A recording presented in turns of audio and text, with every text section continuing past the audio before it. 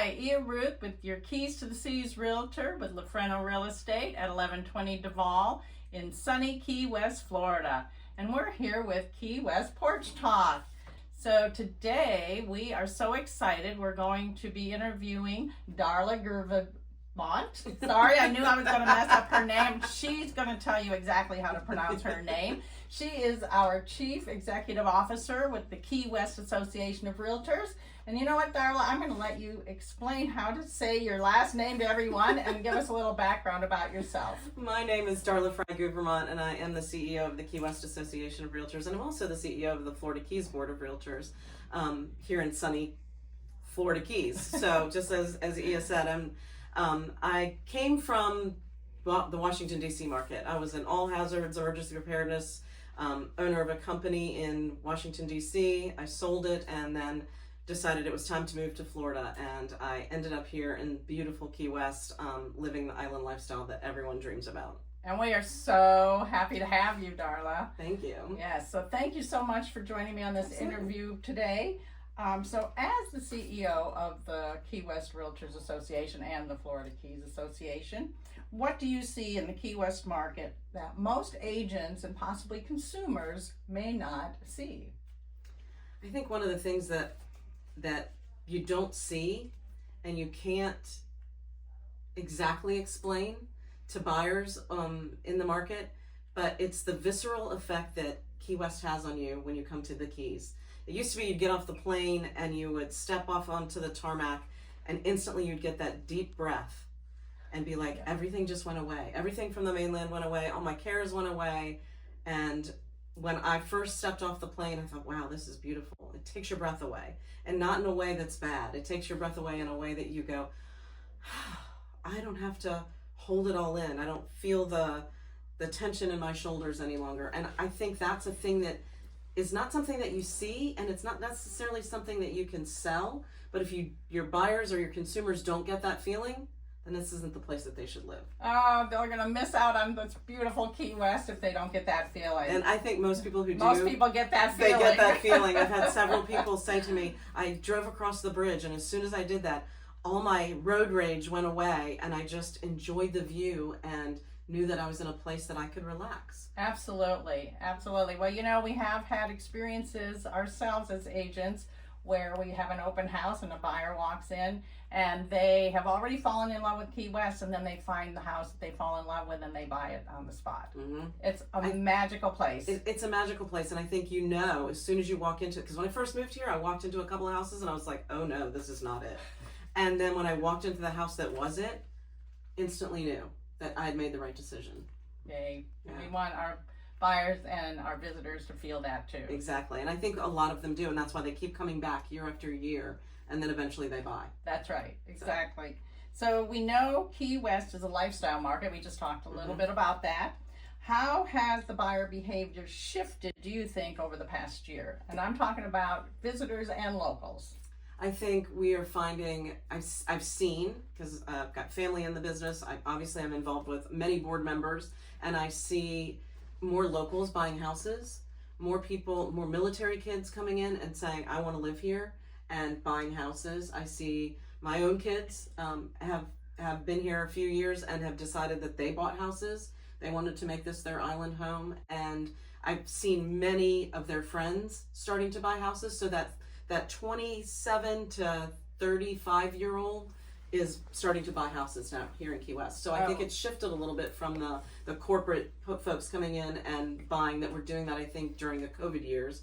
And the cash buyers who came in and said, oh, I got to have a place in Key West. I think now it's shifting a little bit to more locals, and I think there's more property available. Absolutely. Even in the rental market, I think there's more property available than there was a few years ago. And that's one of the things I think we advocated for when, we had some ordinances that were trying to come in to like squash the rental market. And we said, just wait. You're going to see this market is going to shift, and it's going to make a difference. And the market has shifted. Excellent. That is such great news. And it's really good for our community to have younger people in the home ownership position and contributing to the community and our economics. Absolutely. Absolutely wonderful. So for those listening, please do tell us what being a realtor signifies compared to just being a licensed real estate agent? I think a realtor is called to the profession. They work at a higher level. They work by the golden rule: do unto others as you would have them do unto you. They live by a code of ethics, and I think that sets them apart from the regular real estate licensee. I think it gives them opportunity to be involved, to have a voice, to advocate for their buyers, to advocate for property rights. I think that's where we set ourselves apart as being a realtor. And while we set ourselves apart as a realtor, we have other standards like the golden rule. And could you elaborate on other things that come with the profession of a realtor? Absolutely. So when you're a realtor, you're part of a membership. You belong to 3 different associations. When you become a member of mine, you instantly become a member of the National Association of Realtors and the Florida State Association of Realtors, Florida Realtors. And that gives you access to forms and law changes and education and advocacy efforts and pathways to advocacy, advertising efforts. You get benefits in terms of your education, even down to your cell phone. You get a little bit cheaper. Your health insurance, you get a little bit cheaper because you're a member of the association. And that collective group of people is the most powerful voice that consumers have working on their behalf.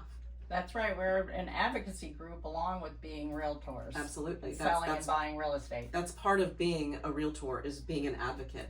And on the local, state, and national level, I can't tell you how many times I've stomped on the Hill in Tallahassee, how many times I've stomped on the Hill in DC, and how we've made actual changes here in the city of Key West, preventing ordinances that would hurt property owners and fighting for private property rights. That's excellent. And so what would you say to a new realtor coming in on how they can get involved? Because I believe a lot of our realtors don't see the bigger picture like you do and like I do, of course.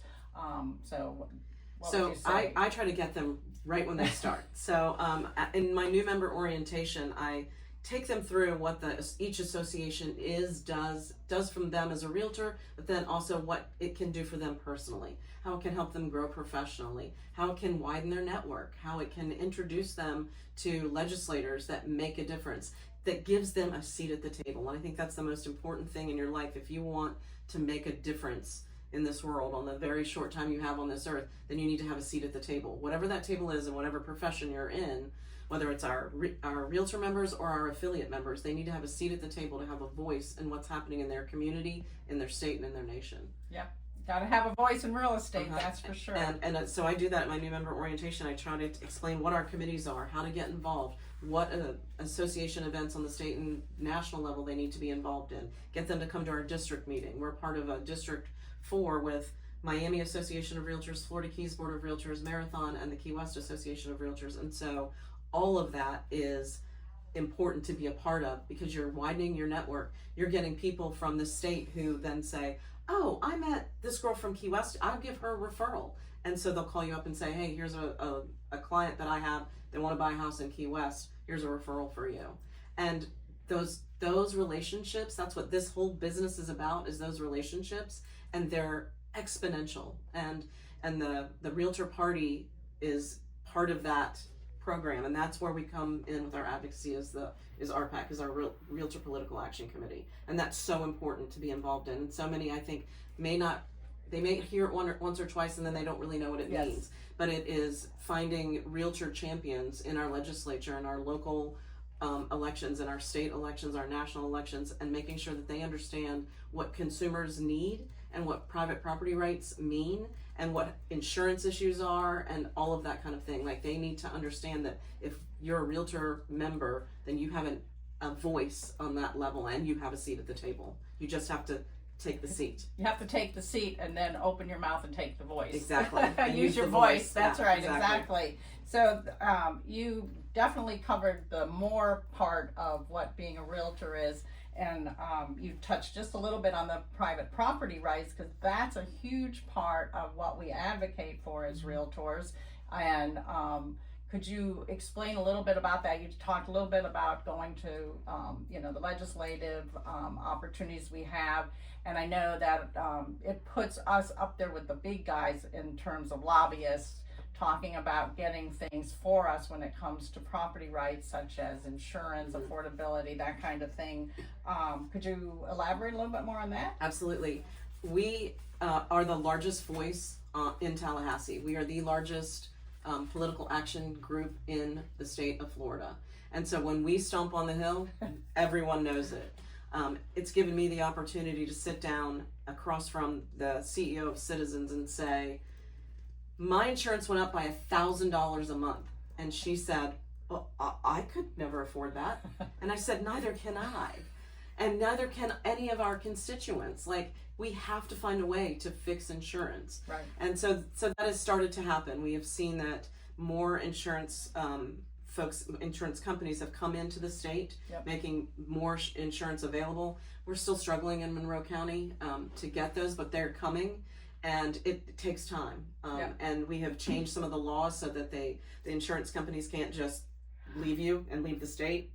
You know, when you have a claim, they can no longer do a lot of the lawsuits that were going on, that were making more insurance rates go up. So we've done a lot of advocacy on that effort at the State House, and it's making a difference. Oh, that's wonderful. And so, like, being at the table with citizens, and that actually happened during Florida Keys Days. I got to sit down with her and say, hey, this is what's going on.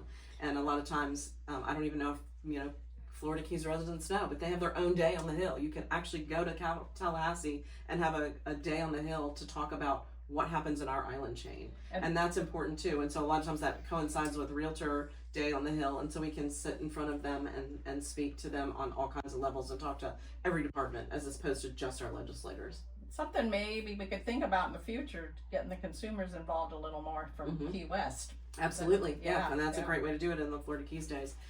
One of the things that I think as a Realtor member I was privy to, and that was sitting in on the Hometown Heroes program when that was being developed and finally getting through. I was there to see them talk about it and to advocate for it and watch the senator who was new and propose this plan and sit in front of the folks that were all in charge of the money, and she did an awesome job, got all the answers out, and ended up passing. Yeah, and now we've had that program for how many years now? It's been 3 or 4, a little maybe longer. 5 years, COVID years. So it was 5 years, right, 5 years ago. Yeah. And that program is a grant program for individuals? It is a loan program. So you get the money, you get a grant basically at the beginning, but then you end up having to pay the money back at the end. But only if you sell, right? Only if you sell. That's right. But it helps, all those folks, our firefighters, our teachers, and now it's open to a lot more people that can apply for that grant and get it. So. And I think they get $35,000. $35,000, yeah. It's a great thing, and that's something that realtors advocated for and brought to the table.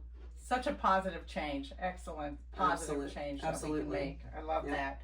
So when we talk about these issues that we have in our industry, like insurance and affordability and programs that help us, what is the most misunderstood issue within those categories that consumers have? Okay.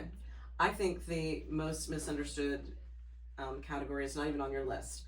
I think it's vacant land. So on the mainland, you buy a piece of vacant land, you can build a house on it.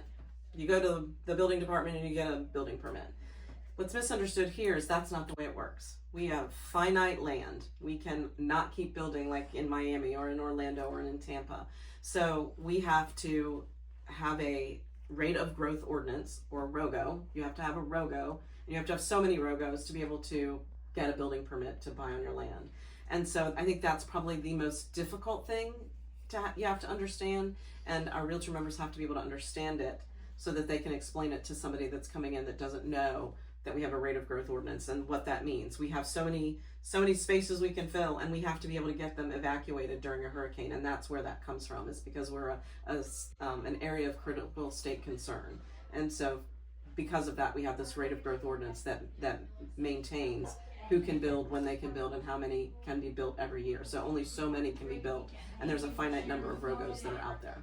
And I think there's I think there's also a perception that with the Rogos that it's not just individual owners, it's builders and developers, but it's equal playing field. It is, yes. There's no preference given to a builder over a developer over a individual. Just on how many points you have. So whoever has the most points is the one who gets the building permit. So, Right. It's a very complicated process, and so that is something that you have to be able to sit down with somebody who's buying a piece of vacant land and explain to them what that process is and how you get there. Because just because it's vacant doesn't necessarily mean it's buildable. Exactly. Yes. Exactly. So I think that's the most misunderstood thing here in the Keys. That's a great point, and I hope that our listeners catch that one. That was really good. Yeah. Thank you. You're welcome.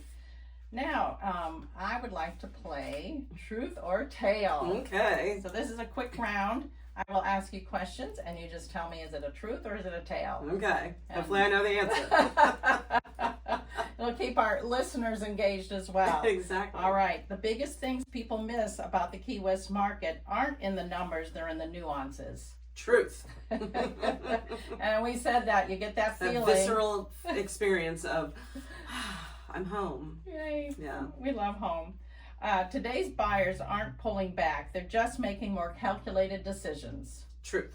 Yep. And, the internet has helped them do that. Absolutely. Everybody starts out on the internet now. Mm-hmm. Everybody's looking at the internet. They will put their houses into Chat GPT and say they're doing their own CMAs. You can put it all in there, Yep. and AI will spit out an answer to you of what the better choice is for you. If it knows you well enough. If it knows you well enough, that's right.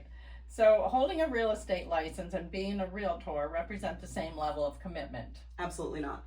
That is a tale. A big tale. A big tale. And I'm glad that we shed some light on that tale. Absolutely. A strong realtor presence in a market actually stabilizes pricing and consumer confidence. It does indeed. That's the truth. Yay. Most of the work protecting property rights happens long before a homeowner ever realizes there was a threat. Absolutely. With our advocacy. It's because of our advocacy. Absolutely. Those are things that I think that's really important. They don't know. They think a realtor just shows you a house and opens the door, but that's not what they do. They're fighting for your property rights every day. That's right. Exactly. So. Yep. And helping, to make the process simpler for the homeowner coming in and safer. Yes. Yeah. So insurance is the biggest driver of hesitation. Is insurance the biggest driver of hesitation in Key West? I would say that is the truth, because right. It is insurance. The prices are fluctuating. They're constantly going up. I think that makes it sometimes unaffordable. That's right. And so it's not, it could be a perception, but also there is some fact behind it. There is some fact behind it in some places. So limited inventory automatically means sellers always have the advantage. False. I think that was a tale. tricky question. It was, but I think that's a falsity. Yeah, there's more complexities to the market than Yes. just saying, just because there's limited inventory that the seller's going to get what they want. Right. It's not. There's so many factors on it. Is the seller always thinks their house is worth way more than it actually might be. And as we know in the industry, it's always what a buyer will pay for the house. Exactly. And so sometimes when we say, wow, prices are really higher, but there's a buyer out there that will buy it at that price. Right. So is it too high? No. If it's the house they want, as we've determined, they're going to buy it. They're going to buy it. That's Absolutely. right. If it meets all their needs, they're going to buy it. And they know where the Christmas tree is going to go. They're going to buy it. That's right. And we do celebrate Christmas here in Key West. Yes, we do. Very big. So over the next 3 to 5 years, the Key West market will reward preparation more than timing. Yes. I think if you're going to be prepared, I think that's truthful in that if you're prepared to buy and you're going to buy, then you're going to be able to strike when rates drop or when you find that perfect house, because you're paying attention to what's going on in the market. Yeah, and truthfully, we're starting to see that now. We had a slow 2025, and now over the last couple of weeks even, we've seen a lot of uptick in contracts. And I've seen a lot of uptick in even new members getting getting sales and getting folks to come in and buy property. So I really feel like the market is definitely on an upswing. I think 2026 is going to be a big year. Yeah. So the buyers that maybe were looking in 25 have decided, well, it's time now. I'm Let's ready. do it. Yeah. All right. Yeah. Well, do you have anything else to add? Thank you very much for answering a lot of our questions that we had. Absolutely. I appreciate the opportunity to speak to you, and I'm excited to tell you to have a seat at the table, whatever that table is that is going to help you, move forward in advocating for your private property rights. Sit at that table. Absolutely. I'd like to have that voice. Yes. Thank you, Darla. You're welcome. Appreciate it. Thank you. And whether you're a realtor, buyer, seller, or someone who loves Key West, these insights matter because this island moves differently. Thank you all for listening. This is Ia Ruth, your Keys to the Seas realtor with Lafredo Real Estate, and this is Key West Porch Talk. Thank you.